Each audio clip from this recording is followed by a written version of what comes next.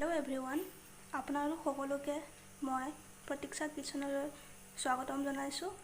আজি মই আপোনালোকৰ বাবে লৈ আহিছোঁ পিঁয়াজৰ এটা সহজ আৰু টেষ্টি চাটনি ৰেচিপি।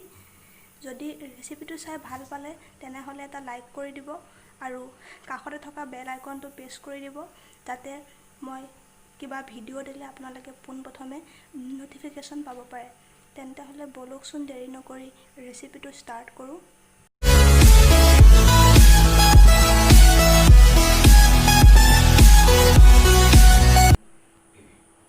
ইয়াৰ কাৰণে মই মিডিয়াম চাইজৰ দুটা পিঁয়াজ লৈ লৈছোঁ, নহৰু কেইফুটমান লৈছোঁ, আদা এটুকুৰা সৰু সৰুকৈ কাটি লৈছোঁ, জলকীয়া লৈছোঁ। কেৰাহী এখনত অলপ তেল দি গৰমাই লৈছোঁ।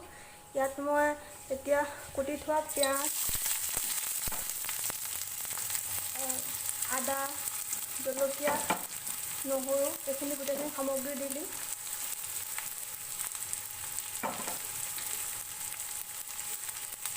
গোটেইখিনি সামগ্ৰী দি এবাৰ লৰাই ভাজি থাকিম।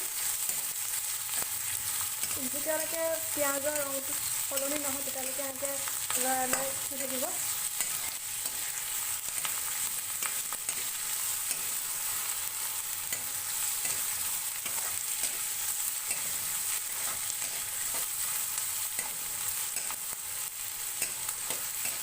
ভাজি থাকিব লৰাই।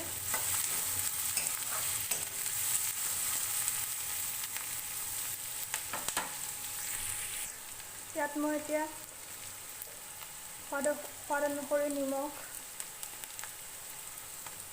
আৰু হালধি অলপ দি দিম।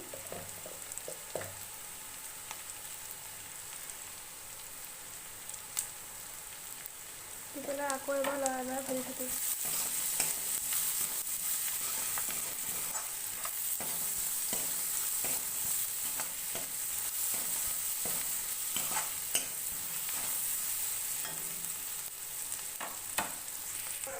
ৰংটো ভাল হ'বৰ কাৰণে ইয়াত অলপ কাশ্মীৰী ৰেড চিলি অলপ দি দিব, তেতিয়া ৰংটো খুবেই ভাল হ'ব।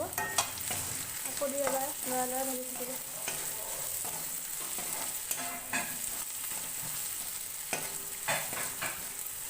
মোৰ ভাজা হৈ গৈছে। এতিয়া মই এইখিনি গোটেইখিনি এটা মিক্সিং জাৰত দি ল'ম আৰু স্মুথ পেষ্ট হোৱালৈকে গ্ৰাইণ্ড কৰিম। এই গোটেইখিনি 5 মিনিট ৰেষ্ট কৰিব দিব। তাৰপিছত 5 মিনিট ৰেষ্ট কৰিব দিব। তাৰপিছত মিক্সিং জাৰত দিব। চাব লাগে দিব, গৰম হৈ থাকে। এতিয়া মই এইখিনি গোটেইখিনি অলপমান 5 মিনিট সময়ৰ কাৰণে ৰেষ্ট কৰিবলৈ দিম। এয়া মোৰ সহজ আৰু টেষ্টি চাটনি ৰেচিপিটো ৰেডি হৈ গ'ল। এইটো আপোনালোকে ভাতৰ লগত নহ'লে ৰুটিৰ লগতো পৰিৱেশন কৰিব পাৰে। ভিডিঅ'টো কেনে পালে কমেণ্ট কৰি জনাব। ভিডিঅ'টো চোৱাৰ বাবে আপোনালোকক বহুত বহুত ধন্যবাদ। থেংকছ ফৰ ৱাচিং। Hello' every